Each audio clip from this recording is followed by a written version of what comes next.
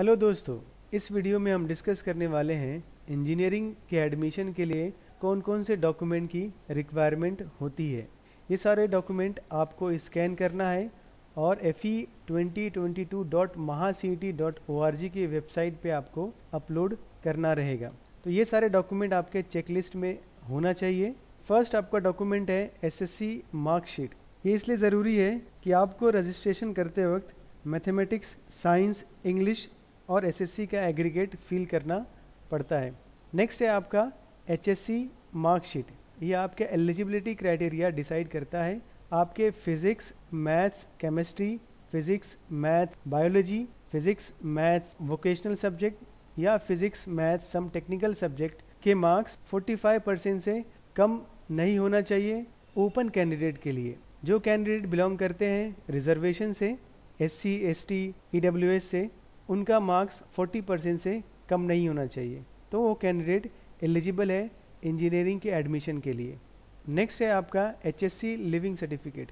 HSC का leaving certificate इसलिए ज़रूरी है कि अगर आपके एचएससी पे इंडियन लिखा हुआ है तो एचएससी लिविंग सर्टिफिकेट आपका as a nationality certificate use होगा। अगर आपके एचएससी लिविंग सर्टिफिकेट पे माइनॉरिटी स्टेटस लिखा हुआ है लाइक क्रिश्चियन, मुस्लिम, सिख, तो वो माइनॉरिटी सर्टिफिकेट के लिए भी आप एचएससी लिविंग सर्टिफिकेट अपलोड कर सकते हैं। नेक्स्ट आपका डॉक्यूमेंट है एमएचसीटी स्कोर कार्ड या जेडबलई मेन का स्कोर कार्ड।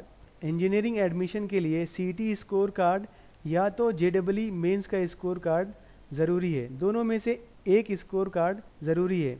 अगर आपके पास दोनों सीईटी स्कोर कार्ड भी है और जेडबलई का स्कोर कार्ड भी है तो दोनों स्कोर कार्ड का आप मार्क्स उसमें इंटर कीजिए।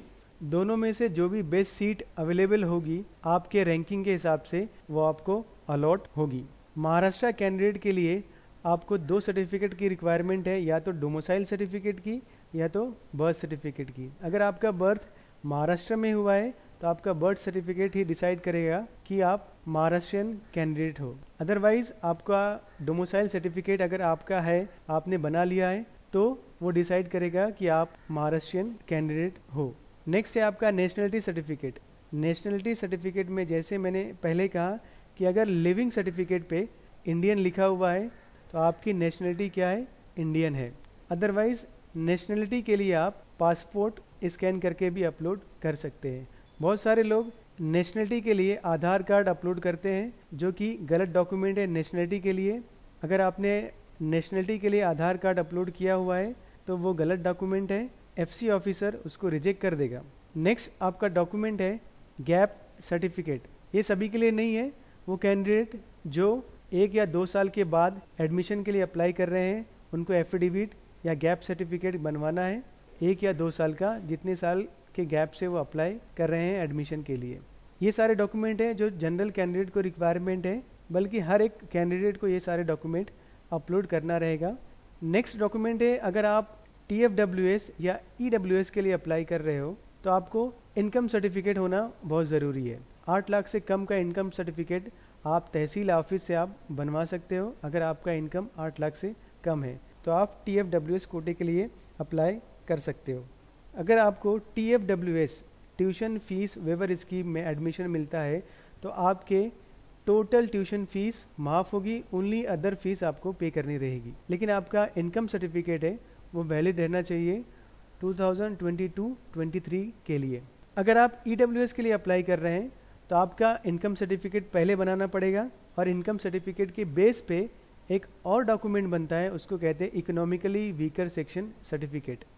तो ये इकोनॉमिकली वीकर सेक्शन सर्टिफिकेट आपको अपलोड करना रहेगा अगर आप EWS के लिए अप्लाई कर रहे हो, तो वो भी 2022-23 के लिए वैलिड होना चाहिए।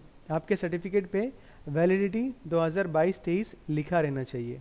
और जो कैंडिडेट बिलोंग करते हैं OBC, SC, ST and other reservation से, तो उनके लिए कौन कौन से डॉक्यूमेंट एक्स्ट्रा रिक्वायर है, वो एक कास्ट सर्टिफिकेट है। नेक्स्ट है आपका कास्ट वैलिडिटी सर्टिफिकेट। ये आपके लिए SC, ST के लिए ज़रूरी है, caste certificate and cast validity certificate. अगर आप OBC हैं, नॉन क्रीमिलियर सर्टिफिकेट वो वैलिड रहना चाहिए 31 मार्च 2023 तक का। अगर आपके पास कास्ट वैलिडिटी सर्टिफिकेट या नॉन क्रीमिलियर सर्टिफिकेट नहीं है और आपने अप्लाई किया है तो रिसिप्ट भी आप अपलोड कर सकते हैं। लेकिन आपको original document, cast validity certificate या नॉन क्रीमिलियर सर्टिफिकेट का original certificate cap round 3rd के एंड होने से पहले आपको अपलोड करना पड़ेगा, या तो आपको जहाँ पे आपका अलॉट हुआ है वहाँ पे आपको शो करना पड़ेगा। इसके अलावा आपके चेकलिस्ट में आपका फ़ोटो स्कैन होना चाहिए, फ़ोटो आपको अपलोड करना रहेगा। और दूसरा है आपका सिग्नेचर स्कैन करके आपको FE2022.MahaCity के वेबसाइट पे अपलोड करना रहेगा। तो ये सारे डॉक्यूमेंट आपको रिक्वायर होंगे जब आप रजिस्ट्रेशन करेंगे इंजीनियरिंग एडमिशन 2022 के लिए। उम्मीद करता हूँ कि ये सारी इन्फॉर्मेशन आपके रजिस्ट्रेशन के लिए हेल्पफुल होगी। Thank you very much.